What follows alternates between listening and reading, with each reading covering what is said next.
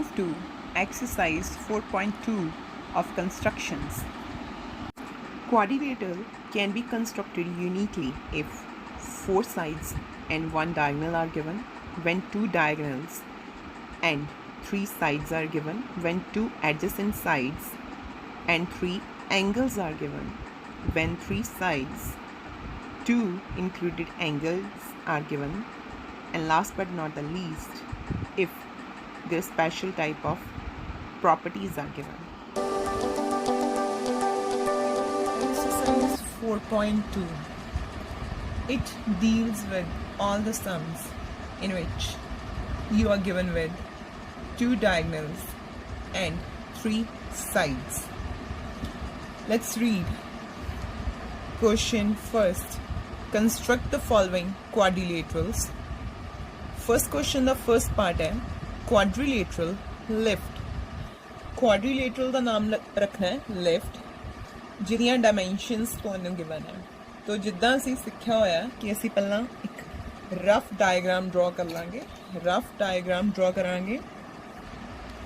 Rough diagram ਡਰਾ ਕਰਦੇ ਕਰਦੇ ਸਾਨੂੰ ਇੱਕ ਆਈਡੀਆ ਹੋ ਜਾਊਗਾ ਕਿ ਇਸ ਕੁਐਸਚਨ ਨੂੰ ਸੋਲਵ ਕਿੱਦਾਂ ਕਰਨਾ ਹੈ। LI 4 cm, IF 3 cm, TL 2.5 cm, LF means एक डायगनल देता है 4.5 सेंटीमीटर और IT एक होर डायगनल देता है 4 सेंटीमीटर। सो सानू इतो एक गल क्लीयर होगी, 3 साइड्स है 2 डायगनल्स है, मतलब असी सैकेंड टाइप के नाल डील करना है।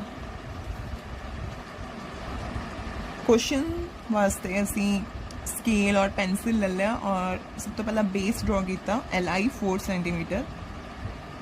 तो मैं भी लिखिया इनू LI which is 4 cm। उस तो बाद स्केल ते कंपस की हेल्प दे नाल हुण ये तुहाडी मर्जी है, तुसी LT नू पहला ड्रॉ करना चाहते हैं कि IF नू पहला ड्रॉ करना चाहते हैं। ठीक है, तो मैं पहला L तो T पॉइंट लभदे हैं। L तो T 2.5 सेंटीमीटर के डिस्टेंस ते आ, तो मैं 2.5 सेंटीमीटर ले लेने इथों। L तो T 2.5 सेंटीमीटर। जिस कोशिश ट्राई कर रहे हैं T नू लभन दे, हले T लभ्या नहीं है। और I तो T कितना है 4 सेंटीमीटर है। तो मैं की किया 4 सेंटीमीटर कंपस खोल ली और I तो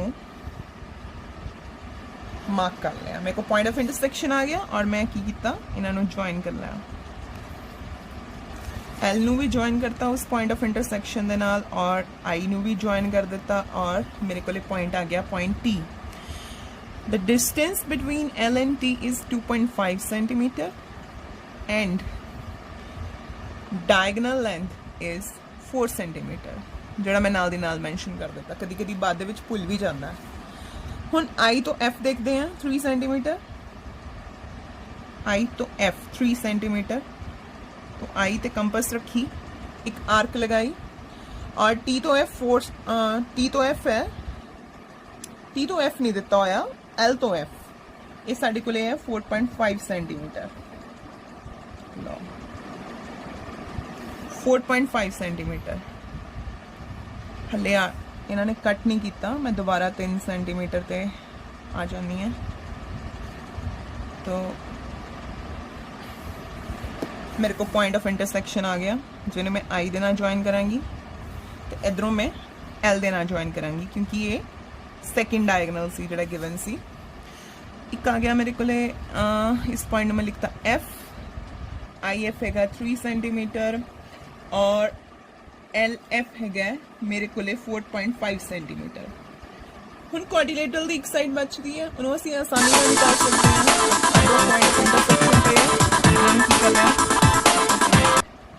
ज्वाइन कर लिया तो मेरे को quadrilateral lift LIFT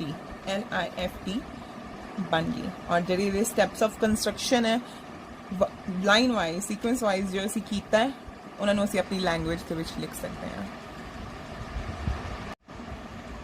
question 2 4.2 draw a quadrilateral gold in which OL is equal to 7.5 centimeter, GL is equal to 6 centimeter, GD is equal to 6 centimeter, LD is equal to 5 centimeter and OD is equal to 10 centimeter. So आप rough sketch draw कर दें. Gold GOLD नाम running च लिखना है.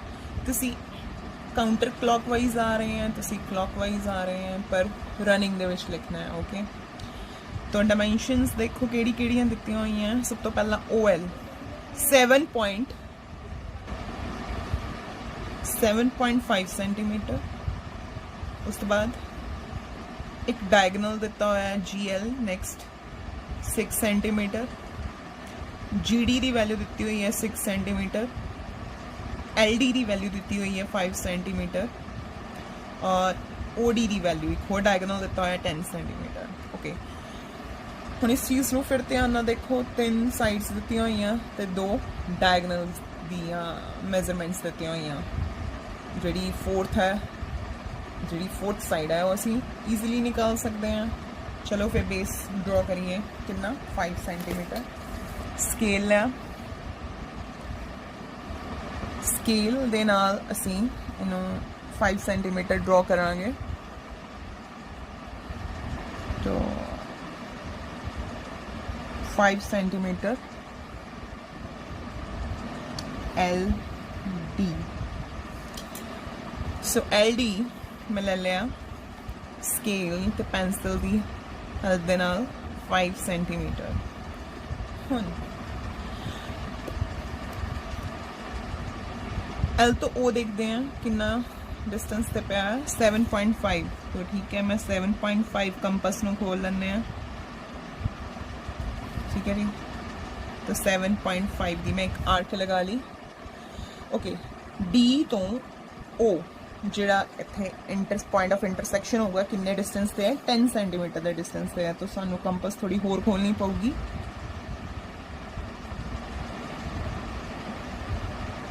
ਹੋਰ ਖੋਲੀ campus 10 centimetre. Okay, point of intersection ਥੋੜਾ ਦੂਰ ਆਣਾ ਤਾਂ ਮੈਨੂੰ 7.5 ਮੈਨੇਜ ਕਰਨਾ ਪਊਗਾ. ਥੋੜਾ ਜਿਹਾ ਪੁਰਾਣੀ ਵਾਲੀ ਤੇ ਫਿਰ 7.5 ਤੇ ਖੋਲ ਰਹੀ ਹਾਂ ਮੈਨੂੰ ਤਾਂ ਜੋ ਮੈਨੂੰ ਪੁਆਇੰਟ ਆਫ ਇੰਟਰਸੈਕਸ਼ਨ ਮਿਲ ਜਾਏ. ਲਓ, ਪੁਆਇੰਟ ਆਫ ਇੰਟਰਸੈਕਸ਼ਨ ਮਿਲ ਗਿਆ ਮੈਨੂੰ. ਇਹ ਪੁਆਇੰਟ ਆ ਗਿਆ O. ਹੁਣ L ਨੂੰ ਮਿਲਾਓ O ਦੇ ਨਾਲ ਤੇ ਇਸੇ ਤਰ੍ਹਾਂ D ਨੂੰ ਵੀ ਮਿਲਾਓ O ਦੇ ਨਾਲ.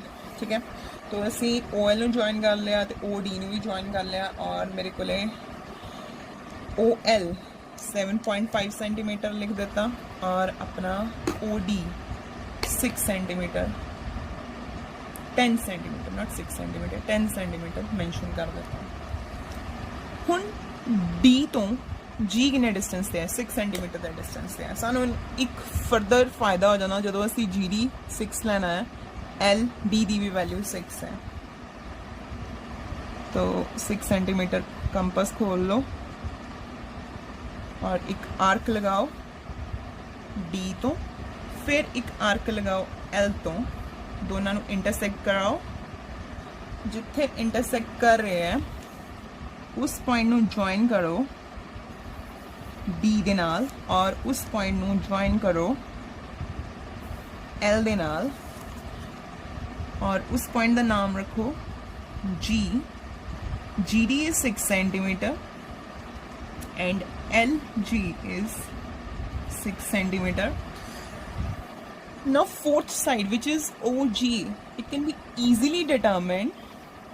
How? By joining OG or GO. So this is the second question in which 3 sides and 2 diagonals they are given to you. Now third question is left. Let's move to third question.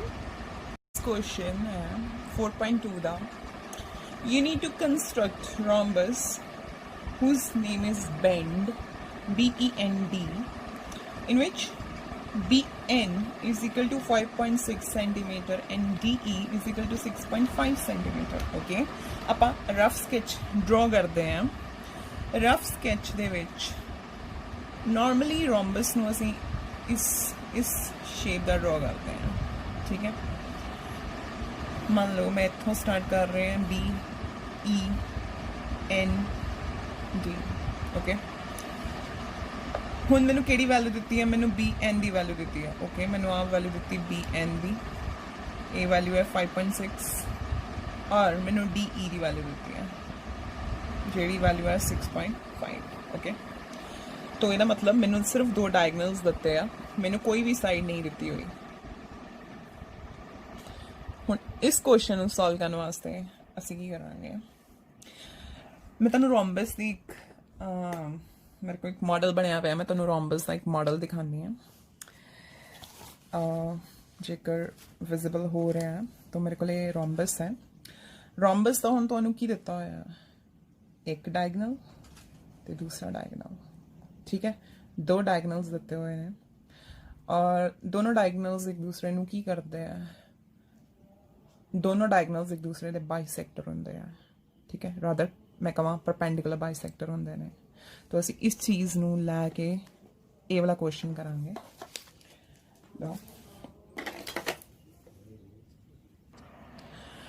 तो मैं bend दे विच जो मैं start करांगी, मैं ED या DE तो start करांगी, जो है 6.5 centimetre, okay. मैं 6.5 सेंटीमीटर स्केल की हेल्प ते पेंसिल की हेल्प के नाल ड्रॉ कर लिया और मैं इसका नाम रख लिया ED एंड कितना 6.5 सेंटीमीटर। ਹੁਣ मैं तुहानूं हुणे दस्सिया कि जिहड़े रोम्बस दे डायगनल्स ने they are perpendicular bisectors of each other. So इस चीज़ नूं ख्याल च रखते हुए मैं की करांगी, मैं मोर देन हाफ अपनी कंपस नूं खोलांगी और ED दा बाइसैक्टर ड्रॉ करांगी। फिर कंपस नूं बिल्कुल नहीं छेड़ना, दूसरी साइड लेके जाना है और अल्टीमेटली मेरे को ED दा की आ जाऊगा, एक बाइसैक्टर आ जाऊगा, ठीक है। जिन्हों मैं कि ज्वाइन कराया डॉटेड लाइन्स का, मैं इसका नाम रख दें X एंड Y। हुण करना की है, सानू BN जो दिता होया, ये दिता होया 5.6 है ना। तो 5.6 का जेकर हाफ कर लीए तो जी वैल्यू आऊगी वो इस पॉइंट तो हाफ ऊपर है हाफ हेठा है। अगर इस पॉइंट नू, इस सेंटर पॉइंट नू मैं ओ कंसिडर कर ला तो जेकर मैं इनू 2 दे नाल डिवाइड करते हैं तो मेरे को 2.8 आंसर आ जाता है। मतलब मैं इस पॉइंट ओ तो 2.8 दी एक आर्क ऊपर लगानी है, एक आर्क हेठा लगानी है, तो मेरे को दूसरा डायगनल आ जाऊगा। तो लो अपनी स्केल और कंपस की हेल्प देना 2.8 लभो, ध्यान देना। जदों भी कंस्ट्रक्शन का काम करो थले सॉलिड चीज़ रखो, अपना हार्डबोर्ड रखो या कार्डबोर्ड रखो। हुण कंपस छेड़नी नहीं है, 2.8 है, नीचे वाले साइड भी 2.8 की आर्क लगाओ, ओके। इस पॉइंट का नाम रख दो B, नैक्सट E है, इत्थे पॉइंट का नाम की होगा N, D। तो सारे पॉइंट रनिंग दे विच पे है। B नू ज्वाइन करो E दे नाल, E नू ज्वाइन करो N दे नाल, N नू ज्वाइन करो D दे नाल एंड दैन B ते D नू ज्वाइन कर लो। हुण तुहानूं किहड़ी चीज़ पता है, तुहानूं ED पता सी और इधरों तुहानूं BN की वैल्यू भी पता सी, जिहड़ी सी साडे कोले 5.6 सेंटीमीटर, ठीक है। 5.6 दे विच एक ट्रिक है कि 5.6 का हाफ अपर साइड भी लेना है